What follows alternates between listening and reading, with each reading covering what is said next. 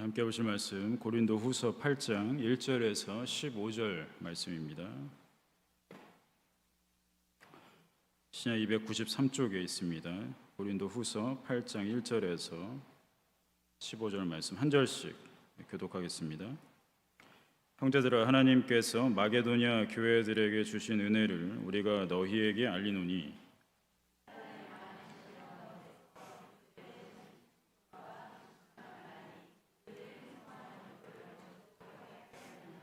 내가 증언하노니 그들이 힘대로 할 뿐 아니라 힘에 지나도록 자원하여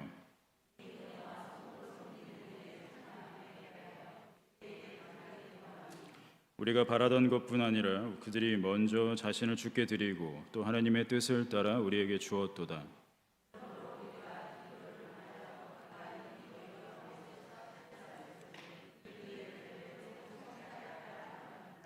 오직 너희는 믿음과 말과 지식과 모든 간절함과 우리를 사랑하는 이 모든 일에 풍성한 것 같이 이 은혜에도 풍성하게 할지니라.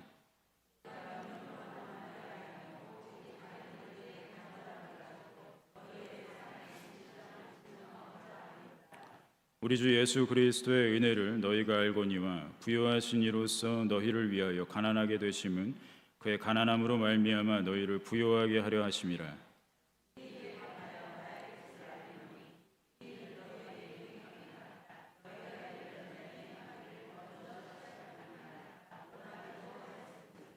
이제는 하던 일을 성취할지니 마음에 원하던 것과 같이 완성하되 있는 대로 하라.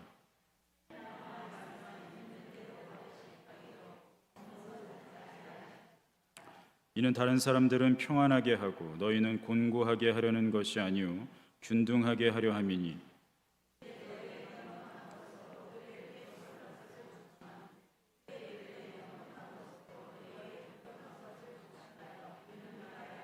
함께 기록된 것 같이 많이 거둔 자도 남지 아니하였고 적게 거둔 자도 모자라지 아니하였느니라.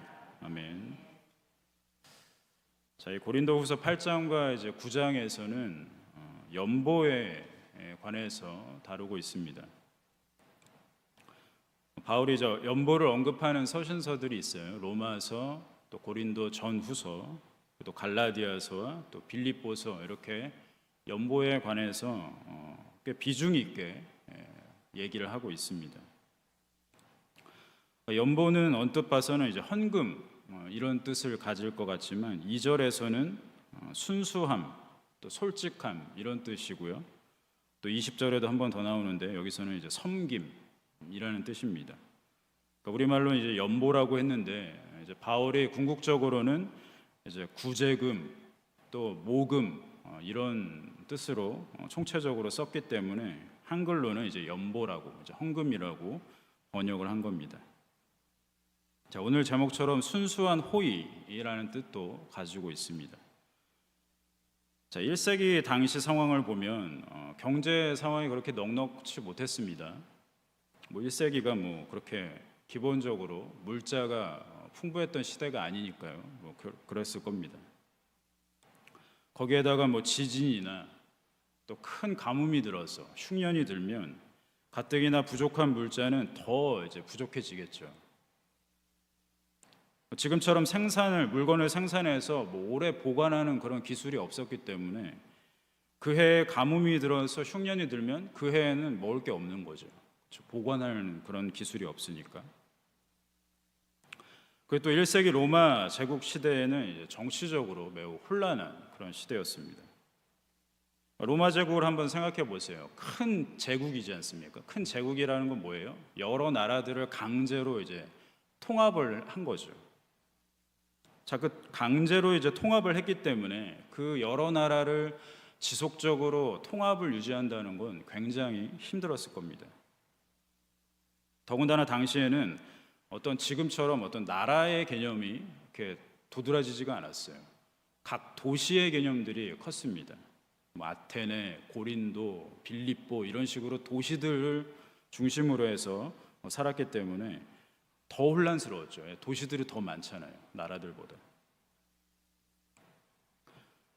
그래서 내란이라는 것이 일어나게 됩니다. 왜 그렇습니까? 로마 제국의 이 통치 방식에 불만을 갖게 되면 사람들이 어떻게 되겠어요?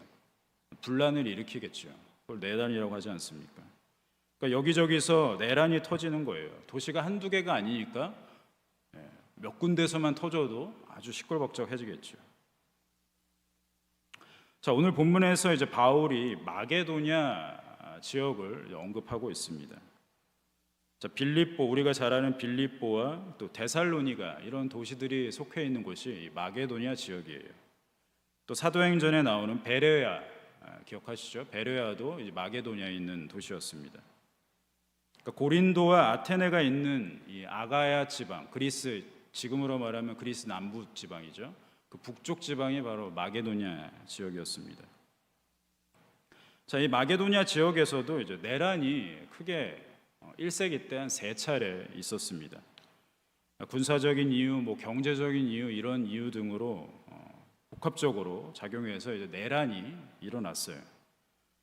자, 내란이 일어나면 뭐 정치인들 또는 뭐 군인들 이런 사람들만 상관이 있는 것이 아니죠. 내란이 일어나면 가장 피해를 많이 보는 게 누구겠습니까? 일반 평민들이죠. 상대적으로 가난한 평민들은 더 큰 피해를 봤을 겁니다. 그리고 내란이 일어나면 가장 크게 영향받는 부분은 아무래도 경제 문제겠죠. 생산과 무역이 기반인 이 상업이 가장 영향을 많이 받겠죠. 물건 생산도 안 될 거고 상거래도 중단되면 누가 제일 고통받겠습니까? 일반 가난한 평민들이 가장 피해를 볼 수밖에 없습니다. 또 내란이 일어나면 또 사회 곳곳에 있는 그런 사회 기반 시설들도 다 무너지는 거죠. 뭐 수로라든가 도로 같은 것도 망가질 겁니다. 여기저기서 막 전투가 벌어지니까요. 생명이나 안정도 보장받을 수 없겠죠. 이렇게 내란이 있으면 여러모로 힘들 수밖에 없는 그런 상황들일 겁니다. 이게 바로 1세기 때 마게도니아 지역의 사람들이 살았던 그런 상황이었습니다. 우리 오늘 본문 2절을 보겠습니다. 2절 함께 읽어볼까요? 시작.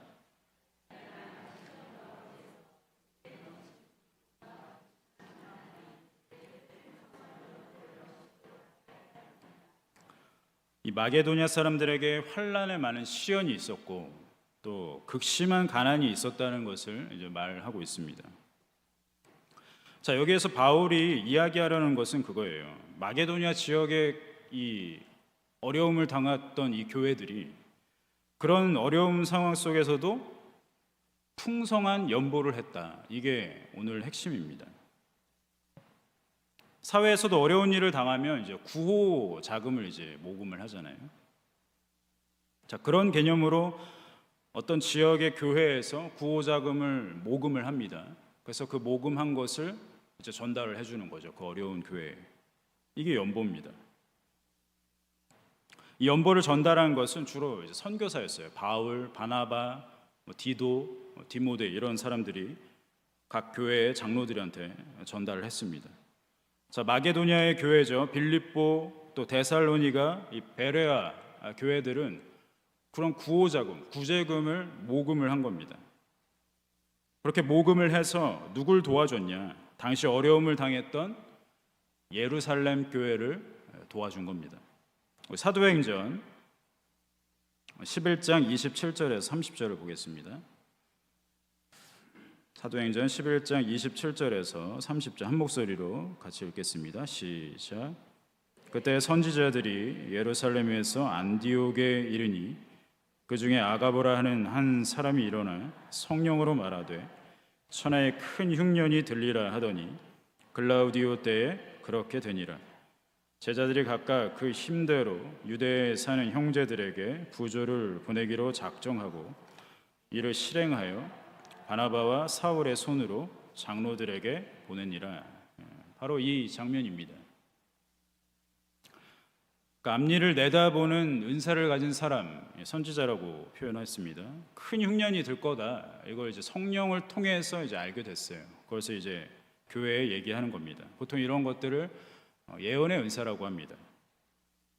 예언의 은사를 판단할 때는 마치 점쟁이가 무슨 자연을 보고 예측한다거나 점괘를 봐서 예측하는 것을 떠올리면 안 됩니다. 예언의 은사는 그런 게 아닙니다.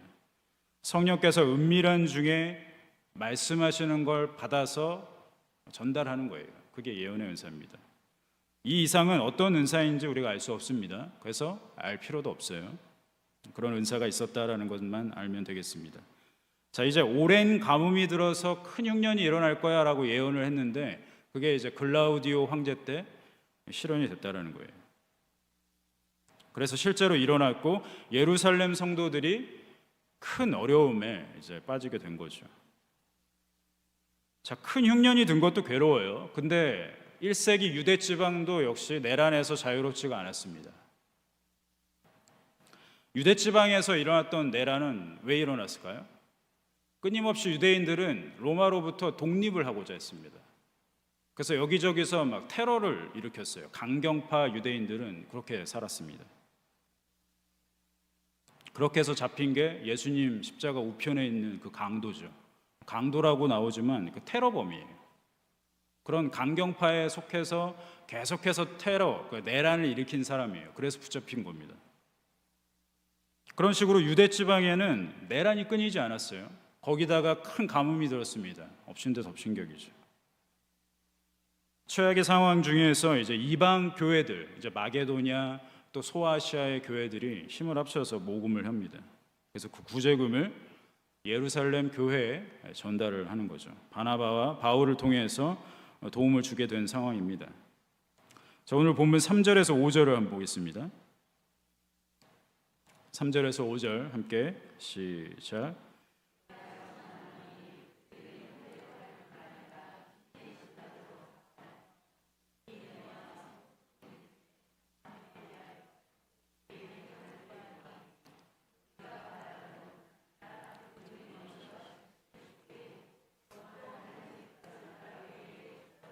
예. 자, 유대 지역의 어려움을 위해서 이제 헌금을 모아서 모금을 했어요. 여기서 이 헌금을 작정한 사람들의 태도에 있어서 우리가 한 가지 배울 원칙이 있습니다. 바로 자원함이라는 거죠. 자원함. 자, 사람들은 자신이 가진 힘대로, 자신이 가진 힘대로라는 건 뭐예요? 자신이 가진 그 재정적인 능력대로, 혹은 그 능력 이상, 그렇죠? 힘에 지나도록이니까 그렇게 자원했습니다. 그러니까 얼마를 해야 된다 이런 게 없었다는 거예요. 기준은 오직 개인의 재정 규모에 따른 겁니다. 그래서 그 안에서 자원함으로 했다라는 거예요. 여기에는 어떤 강요도 없습니다. 금액을 정하지도 않았고요.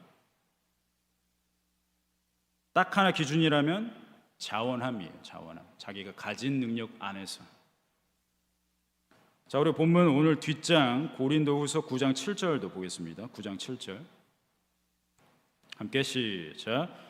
각각 그 마음에 정한 대로 할 것이요 인색함으로나 억지로 하지 말지니 하나님은 즐겨내는 자를 사랑하시느니라. 아멘. 그러니까 자원함이라는 것을 이제 바울이 설명을 하는 거죠. 각자가 정하는 겁니다. 그리고 그 안에서 인색하거나 억지로 하지 않는 것. 그래서 즐겁게 하나님께 드리는 것. 이게 자원함이에요. 이게 헌금을 하는 가장 유일한 원칙입니다. 이거 외에는 없습니다. 자, 바울은 마게도냐의 성도들이 극심한 가난 그리고 환난 중에서도 풍성한 연보를 할 수 있었다는 사실을 칭찬을 하고 있어요. 자랑스럽게 하고 있습니다. 세상 논리로 따지면 이런 일은 아주 어리석은 행동이죠. 자기가 가진 게 없는데 뭘 줍니까? 일단은 뭐라도 있어야지 주는 거 아니겠습니까? 근데 없는 중에 짜내서 줬다라는 거죠.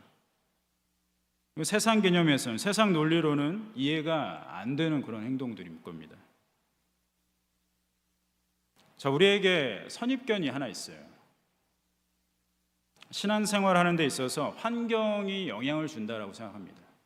환경에 영향을 받는다고 생각해요. 우리 신앙생활이. 교회에서 성도들에게 이제 봉사하고 또 헌신을 권유합니다. 강요하진 않죠. 권유합니다. 자, 그럴 때 성도분들이 가장 많이 하는 말이 뭔지 아세요? 한 번쯤은 했을 것 같아요. 지금은 저는 할 상황이 아닙니다. 지금은 어려워요. 나중에 괜찮아지면 꼭 하겠습니다. 그래서 많이 들어본 레파토리죠. 이 말을 가장 많이 하십니다.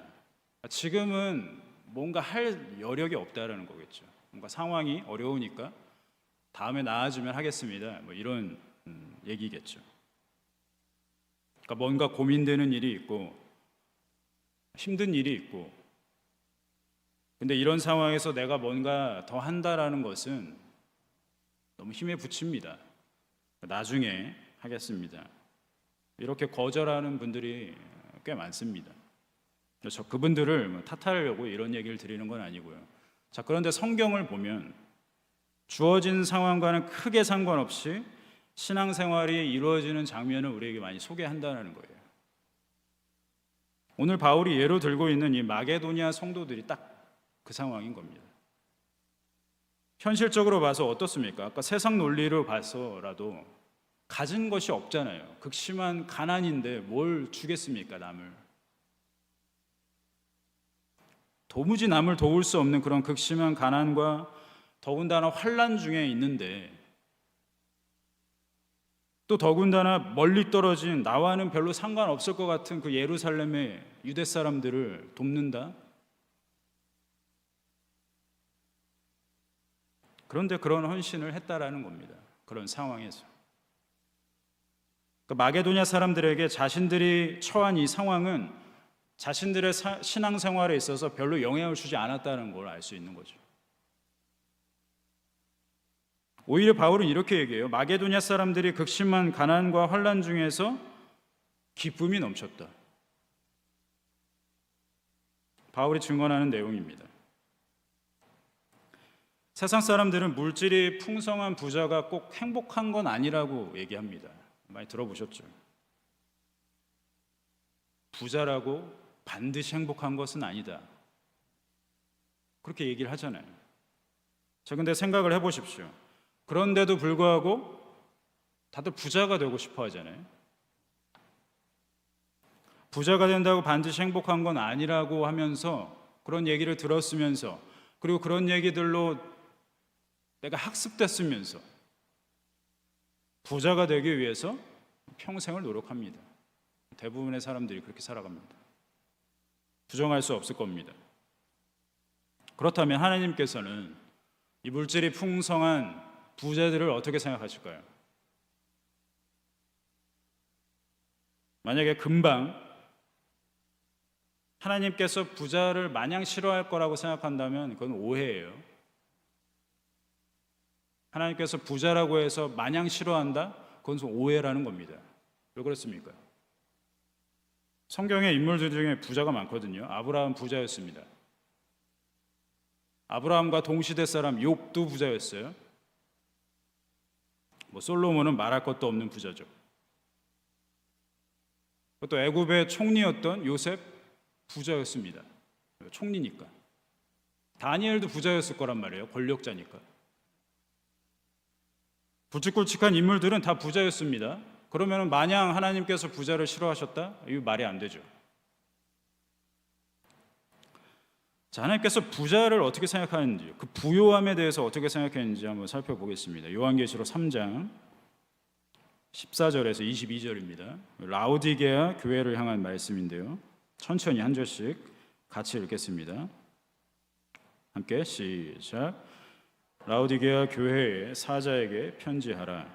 아멘이시요 충성되고 참된 증인이시요 하나님의 창조의 근본이신 이가 이르시되 내가 네 행위를 아노니 네가 차지도 아니하고 뜨겁지도 아니하도다.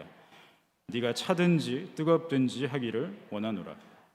네가 이같이 미지근하여 뜨겁지도 아니하고 차지도 아니하니 내 입에서 너를 토하여 버리리라.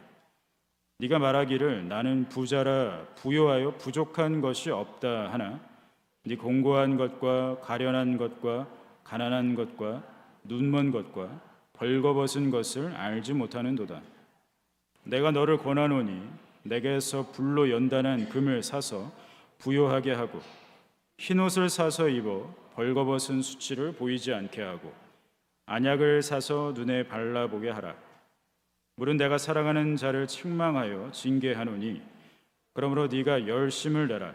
회개하라. 볼지어다 내가 문 밖에 서서 두드리노니 누구든지 내 음성을 듣고 문을 열면 내가 그에게로 들어가 그와 더불어 먹고 그는 나와 더불어 먹으리라. 이기는 그에게는 내가 내 보좌에 함께 앉게 하여 주기를 내가 이기고 아버지 보좌에 함께 앉은 것과 같이 하리라. 귀 있는 자는 성령이 교회들에게 하시는 말씀을 들을지어다. 아멘. 사도 요한이 본 환상 중에 이제 마지막 7번째 교회입니다. 자, 이 라오디게아 교회는 지금의 이제 이름이 바뀌었죠. 터키에서 튀르키예 지역에 있습니다. 성경에서는 소아시아라고 나오죠. 이 지역에는 이제 에베소가 있었고 또 골로새가 있었습니다. 여기 근방에 있는 지역입니다. 또 근방에는 온천이 유명했던 이 히에라볼리, 지금 말로는 히에라폴리스라고 합니다. 이 온천이 유명합니다. 지금도 온천이 있어요. 안 가봤지만 있다고 합니다. 유명한 그러니까 세계 7대 온천 중에 하나라고 합니다. 자, 라오디게아 도시는 교통이 좋아서 무역이 발달했어요. 또 금융이 발달합니다. 또 면직 모직 사업이 발달해서 아주 부자 도시였습니다. 60년경에 이제 주후 60년경에 이제 대지진이 있었는데 대지진이 있고 난 후에 자력으로 회복한 그런 도시였습니다. 아주 부자였던 도시였죠. 그리고 라오디게아에서 가장 유명한 것은 이 안약 제조 기술이었습니다. 그래서 안약 제조를 가르치는 학교까지 있었다고 합니다. 그래서 이제 사도 요한이 안약에 대해서 이제 얘기를 하는 거죠. 자, 이 라오디게아 교회는 부요한 도시 환경에서 아주 부요함을 누렸습니다. 자, 그러나 실제 그들의 영적인 상태는 형편없던 거죠.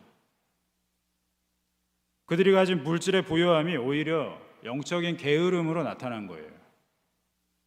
그래서 주님께서 라오디게아 교회를 향해서 차든지 뜨겁든지 하라고 책망을 하시는 거죠. 그래서 이 말씀을 한 것은 뭡니까? 부요함에 취해서 미지근한 태도로 신앙생활하는 것을 책망하신 거예요. 이 말씀의 배경이 또 있습니다. 라오디게아 도시는 물이 넉넉하지 못했어요. 그래서 옆 도시였어요. 골로새에서 수로를 연결해서 물을 끌어다 썼습니다. 한번 생각을 해보세요. 골로새 도시에서 수로를 연결합니다. 약 한 10km 정도 돼요. 처음에 골로새에서 물이 나왔을 때는 시원했겠죠. 처음에 시원한 물이 나왔을 겁니다. 근데 10km를 간다고 쳐봐요. 중간에 점점 식겠죠. 차가움이. 도달한 물은 어떻겠어요? 미적지근한 거죠. 뭐 차게 하는 그런 기술이 없었으니까 당시에는 미지근한 물만 쓸 수 있는 거예요. 자, 그래서 라오디게아 지역에는 찬물이 없는 겁니다. 미지근한 물만 있는 거예요. 그런 상태를 예수님께서 그런 상태를 들어서 비판을 하신 거죠. 자, 그렇다고 해서 뜨거운 물이 있냐? 아까 히에라볼리에는 온천이 있다고 그랬죠. 아주 뜨거운 물이 솟구치는. 그렇다고 해서 라오디게아에는 뜨거운 물도 없는 거예요. 그러니까 찬물도 없고 뜨거운 물도 없는 그런 상황. 자, 이런 상황, 이런 특징 때문에 주님께서 라오디게아 교회를 향해서 골로새처럼 차든지 히에라볼리처럼 뜨겁든지 하라 이렇게 말씀하신 거죠. 라오디게아 교인들은 도시에 공급되는 그 미지근한 물처럼 신앙생활도 이도저도 아닌 그런 미적지근한 상태였다라는 거예요. 그 원인이 뭡니까? 그들이 가진 물질의 부요함 때문이었습니다. 그래서 그런 영적인 상태에서 너희가 자랑하는 그 안약을 발라서 눈을 떠라 라고 말씀하시는 겁니다.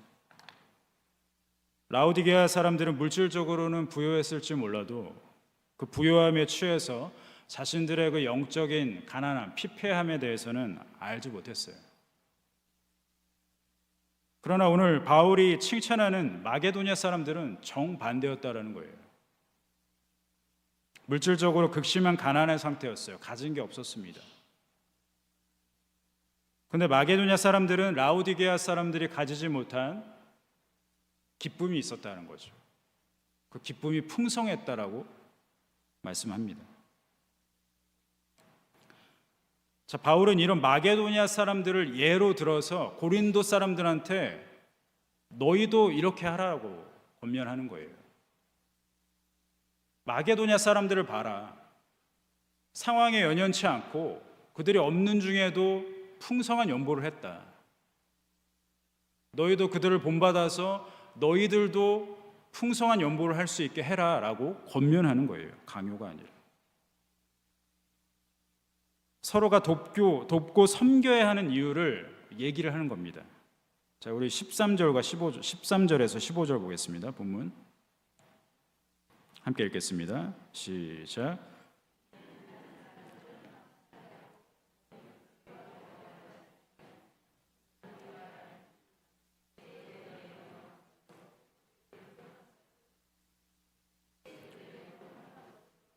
부족한 것을 보충하여 균등하게 하려 함이라. 기록된 것 같이 많이 거둔 자도 남지 아니하였고 적게 거둔 자도 모자라지 아니하였느니라. 자, 13절에서 바울은 매우 현실적으로 얘기를 하고 있어요. 그러니까 자기 소유로 남을 돕는다는 것, 그렇게 됐을 때 내가 곤고하게 될 수 있다는 거죠. 곤란하게 될 수 있다는 거예요. 그걸 바울도 알고 있습니다. 그러니까 내가 너희를 권면해서 풍성한 연보를 하게 할 때 너희를 곤고하게 하려는 것이 아니다라는 걸 이제 밝히는 거죠. 역사적으로 사회주의가 한때는 이 자본주의보다 부각됐던 그런 시대가 있었습니다. 사회주의가 막 나왔을 때는 사회주의 그 정신이 아주 좋으니까 여러 사람들의 환호를 받았어요. 그래서 유행을 했습니다. 근데 결과적으로 실패했죠. 지금 전 세계적으로 사회주의 체제인 나라를 손가락에 꼽습니다. 사회주의 정신은 뭡니까? 부의 균등한 분배에 있죠. 쉽게 말하자면 100만 원이 있으면 100명의 사람들에게 10,000원씩 나눠주는 게 사회주의 정신이에요. 자, 그런데 문제는 이거죠. 100명 그 안에는 10만 원을 버는 사람도 있을 거고 어떤 사람은 10,000원 버는 사람이 있을 겁니다. 차이가 있다는 거죠. 같은 시간에 일한다는 가정을 한다면 상대적으로 더 많이 버는 사람은 어떻겠습니까? 불평이 이제 생기는 거죠. 나는 더 일을 잘해서 더 많은 이윤을 남겼는데 돌아오는 건 뭐예요? 똑같은 거죠. 이 사람이 번 거나 내가 한 거나. 그러면 점점 불만이 쌓이게 될 겁니다. 불만이 결국에는 어떻게 되겠습니까? 사회주의 제도에 대한 이제 불만을 얘기하겠죠. 그러면서 결국에는 사회주의 제도를 이탈하게 되겠죠. 그런 사람들. 그래서 많은 나라들이 이제 사회주의를 체제를 유지를 못하고 자유경제 체제를 도입을 하는 거예요. 자, 구제금을 모금하게 되면 이런 불만이 있는 사람들이 있을 거란 말이죠. 자기 소유인데 내 소유를 내야 된다는, 내 소유를 가지고 다른 사람들을 도와야 된다는 상황, 이런 거에 불만이 있을 법도 합니다. 하지만 바울은 불만을 가질 필요가 없다고 얘기하는 거예요.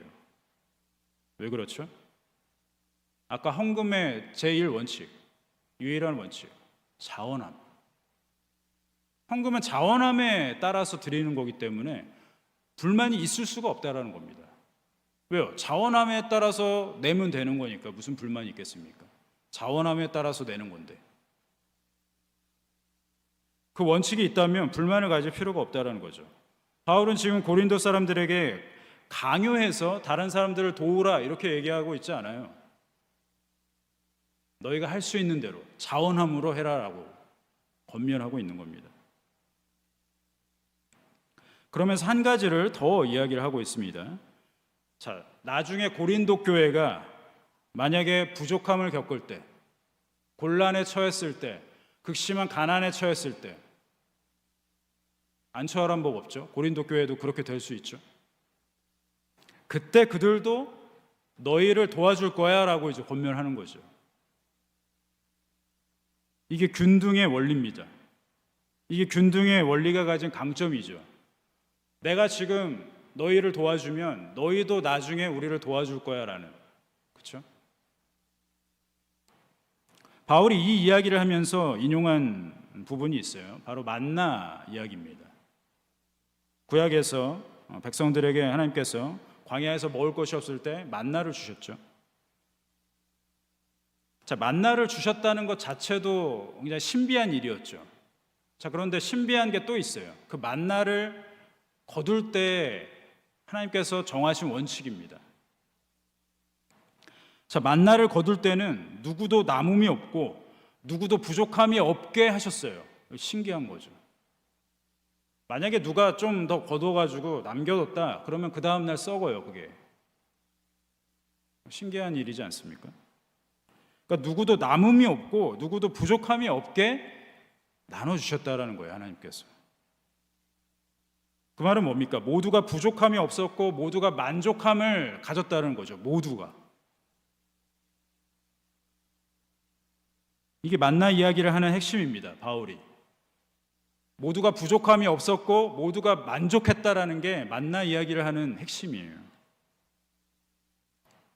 그러니까 이거죠. 우리 형제들 중에 누군가가 부족함을 느끼고 있다면 모두가 만족하기 위해서 힘쓰라는 거예요. 모두가 부족함이 없이 모두가 만족함을 누릴 수 있게 서로 돕고 섬기는 그 협력이 아름다운 모습이다라고 얘기를 하는 겁니다. 그러니까 하나님께서는 부자를 인정하지 않고 가만 놔두지 않는 것이 아니라 가난한 사람들을 가만 놔두지 않는 거예요. 그게 하나님의 목적입니다. 가난한 사람들을 그냥 두지 말라는 거죠. 이것은 모세오경을 통해서도 나그네 고아 과부들을 생각해서 너희가 거둘 수 있는 그 모퉁이의 것은 남겨두라고 말씀하신 것과 똑같은 거죠. 나그네와 고아와 과부들을 그들의 어려움을 그냥 방치하지 말라고 말씀하셨습니다.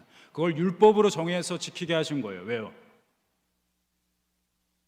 사람들은 완악해서 자발적으로 그것을 행하지 않습니다. 그러니까 율법으로 정해 놓으신 거죠. 왜요? 율법은 안 지키면 죽으니까. 율법으로나마 사람들의 그 방종, 그렇죠? 자기가 본 건 자기 거야라고 생각하는 그 방종을 예방하신 겁니다. 억제하신 거죠. 그래서 율법을 정해서 사람들이 부요함을 자랑하지 못하게 하고 그 부요함으로 가난한 사람들, 부족한 사람들에게 나눠주라고 말씀하신 게 바로 모세오경에서 말씀입니다. 이게 균등의 원리죠. 구약 백성들은 율법 아래에서 어떻게 보면 강제적으로 섬겼어요. 강제적으로. 그렇죠. 근데 이제 신약 백성들은 자원함으로 섬겼다는 겁니다. 이게 핵심인 거예요. 마지막 부분 보겠습니다. 우리 9장 8절에서 15절입니다. 9장 8절에서 15절 천천히 한 목소리로 같이 읽겠습니다. 시작. 하나님이 능히 모든 은혜를 너희에게 넘치게 하시나니 이는 너희로 모든 일에 항상 모든 것이 넉넉하여 모든 착한 일을 넘치게 하게 하려 하심이라. 기록된 바 그가 흩어 가난한 자들에게 주었으니 그의 의가 영원토록 있느니라 함과 같으니라. 심는 자에게 씨와 먹을 양식을 주시는 이가 너희 심을 것을 주사 풍성하게 하시고 너희 의의 열매를 더하게 하시리라. 너희가 모든 일에 넉넉하여 너그럽게 연보를 함은 그들이 우리로 말미암아 하나님께 감사하게 하는 것이라. 이 봉사의 직무가 성도들의 부족한 것을 보충할 뿐 아니라 사람들이 하나님께 드리는 많은 감사로 말미암아 넘쳤느니라. 이 직무로 증거를 삼아 너희가 그리스도의 복음을 진실히 믿고 복종하는 것과 그들과 모든 사람을 섬기는 너희의 후한 연보로 말미암아 하나님께 영광을 돌리고 또 그들이 너희를 위하여 간구하며 하나님이 너희에게 주신 지극한 은혜로 말미암아 너희를 사모하느니라. 말할 수 없는 그의 은사로 말미암아 하나님께 감사하노라. 아멘. 마게도냐 성도들은 자원함으로 자기 형제들을 섬겼습니다. 그렇게 한 근본적인 이유가 있죠. 예수님께서 자기의 생명을 아끼지 않고 자신을 위해 베푸신 가장 크고 순수한 호의, 이게 마게도냐 성도들한테 있었던 거예요. 그러니까 환난 중에서도, 극심한 가난 중에서도 내 것을 내 것이라 여기지 않고 주장하지 않고 기꺼이 어려운 형제들을 위해서 냈던 거죠. 이게 헌금 정신입니다. 왜 이렇게까지 했을까요? 복음이 어디서부터 왔습니까? 바울이 로마서에서 얘기하죠. 복음은 이스라엘에서 이방에 전해졌습니다. 이방은 복음이 없었어요. 복음은 이스라엘에서 유대 사람들로부터 이방 사람에게 전해졌습니다. 우리도 역시 마찬가지죠. 우리도 복음을 가진 사람들이 아니었습니다. 이스라엘이 아니었다면 우리는 복음이 우리에게 없었을지도 모르죠. 그게 바울이 로마서에서 얘기하는 거죠. 그래서 우리는 한 형제가 된 겁니다. 이방 교회나 예루살렘 교회나 한 형제가 되었으니까 서로를 덮고 섬기는 것, 그것을 위해서 내는 헌금 하나도 아깝지 않다라는 거죠. 이게 오늘 말씀의 핵심인 거예요. 우리가 자원함으로 드리는 헌금은 다양한 곳에 쓰입니다. 인색함이나 억지로 하는 것이 아니라면 하나님께서는 그 모든 헌금을 기쁘게 받으세요. 액수에 상관없이. 그리고 합당한 곳에 사용하십니다. 합당한 곳에 쓰여져야겠죠. 교회가. 이 일에 동참해서 하나님께서 주시는 그 넉넉한 은혜, 우리가 마지막에 읽었던 말씀에 나오는 것처럼 풍성한 은혜, 하나님께서는 뺏고 많은 분이 아니세요. 내가 내 것을 드렸다고 해서 그게 내 것이 없어지는 게 아니라는 겁니다. 하나님은 분명히 채우시는 은혜를, 그 넉넉한 은혜를, 풍성한 은혜를 우리에게 주신다고 약속하셨기 때문에 우리가 믿음으로 드리는 것이죠. 내가 없을지라도. 그게 헌금의 정신이죠. 이 일에 모두 동참해서 하나님의 은혜를 풍성히 누리는 모두가 되기를 바랍니다. 아멘. 기도하겠습니다. 살아계신 하나님 아버지, 마게도냐 성도들이 했던 그 헌신, 그 섬김은 분명히 세상적으로 봤을 때 불가능에 가까운 그런 일들이었습니다. 그러나 그들이 풍성한 연보를 기꺼이 형제된 교회의 성도들에게 줄 수 있었던 이유, 예수님께서 우리에게 생명으로 주신 이 복음의 씨앗이 우리에게 심겨졌기 때문인 줄 믿습니다. 우리가 이것을 받았으므로 지금 내가 가진 것들 아까워하지 않고 인색하게 생각하거나 그렇게 생각하지 않고 하나님께 드렸을 때 이 풍성한 연보가 또 많은 복음의 씨앗이 뿌려지는 일에, 또 다음 세대들을 길러내는 일에, 복음을 전하는 일에, 또 어려운 사람들을 섬기는 일에 골고루 쓰일 것을 우리가 믿음으로 드립니다. 내 것을 드릴 때 아까워하지 않고 기꺼운 마음으로 드릴 때 하나님께서 영광 중에 받으실 것을 또 우리 믿음으로 드리게 하여 주시옵소서. 우리가 내 것을 드렸을 때 그것이 없어지는 것이 아니라 하나님께서 더 큰 것으로 풍성하게 넉넉하게 채우실 것도 우리가 믿고 나아갈 수 있는 우리 봉신의 교우들 다 될 수 있도록 인도하여 주시옵소서. 감사드리며 예수 그리스도의 이름으로 기도드립니다. 아멘.